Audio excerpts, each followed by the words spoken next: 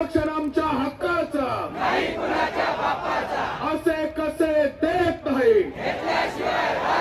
સબેન મારો જય શેવાલાલ તમીન સબેન માલમ છે કે ચારી વળી આપણે એસટી આરક્ષણ સારું મોરચા ચાલુ છે. आज यवतमाळ मोर्चा છે તો મજારો છું એ મોરચામાં મિત્ર મંડળી બી આવગી હતી તો ઓંદુ सोबत गाड़ी बेसन मन निकलो मोर्चाમાં यवतमाळ सारू. सो फायनली हम यवतमाळ में आवगी ते तो तुम देख सको છો काही पब्लिक છે जो कोण कधी उभो रे जागा છે. आपल्याला महाराष्ट्रातल्या बंजाऱ्याला विमुक्त जातीचे आरक्षण आहे.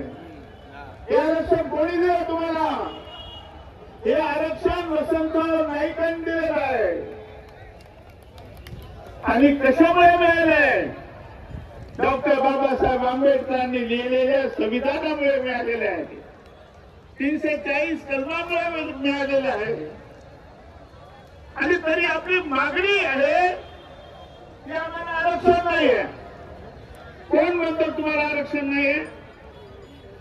27% आरक्षण तुम्हाला ओबीसीचं सेंट्रल मध्ये आहे. सेंट्रल मध्ये 27% आहे, इथे 3% आहे.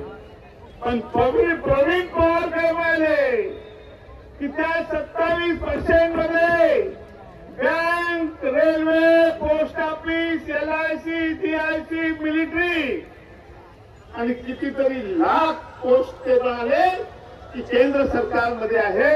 तिथे तुमचा माणूस कुठे आहे? तुम्ही तहसीलदार झाला, शिक्षक झाला, पोलीस ऑफिसर झाला, कलेक्टर झाले, तुमचे डेप्युटी कलेक्टर झाले. पण इथे बघू बघा, इथे याला आपल्या स्टेट बँकेत जाऊन बघा, तुमचा शिपाई आहे का तिथे? पंजाब नॅशनल बँकेत जाऊन बघा, विचारा तुमचा एखादा क्लार्क आहे तिथे? रेल्वेमध्ये विचारा कोणी आहे का तिथे? आणि म्हणून आरक्षण पाहिजे आम्हाला. आमच्यासोबत डोळे झाकपेना केला आणि वेळ काढूपणाचा त्यांनी सगळा प्रकार केलेला आहे. आणि म्हणून ही मागणी आताची नाही, ही मागणी अत्यंत संविधानिक आहे. सगळ्यात महत्वाचं उदाहरण म्हणजे आमच्या प्रवीण भाऊनी सांगितलं, हरिभाऊने देखील सांगितलं, ज्या वेळेला भाषावर प्रांतरचना झाली त्यावेळेलाच आम्हाला एसटी आरक्षण द्यायला हवं होतं भाऊ. परंतु त्यावेळेला आमच्या समाजावर धोकाधडी निर्माण झाली. जर बिहारच्या लोकांना झारखंडमध्ये मिळतं, तेलंगणाच्या आंध्राच्या लोकांना तेलंगणामध्ये मिळतं, तर निजामकालीन हैदराबादच्या लोकांना महाराष्ट्रात का मिळत नाही? संविधानिक कॉन्स्टिट्युशनल राईट आहे की आम्हाला हे आरक्षण मिळालं पाहिजे.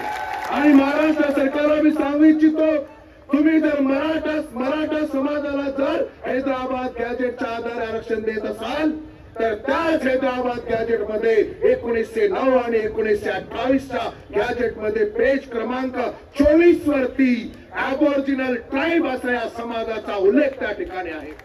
ॲबॉरिजिनल ट्राईब म्हणजे आदिम जमात. या तमाम भारतातील लोकांना मी सांगतोय की ज्या वेळेला धरती तलावर कुठला धर्म नव्हता त्यावेळेला इसवी सन पूर्वी 8,500 वर्षापूर्वी सिंधू संस्कृती होती आणि त्या सिंधू संस्कृतीचा वारसदार हा समाज आहे.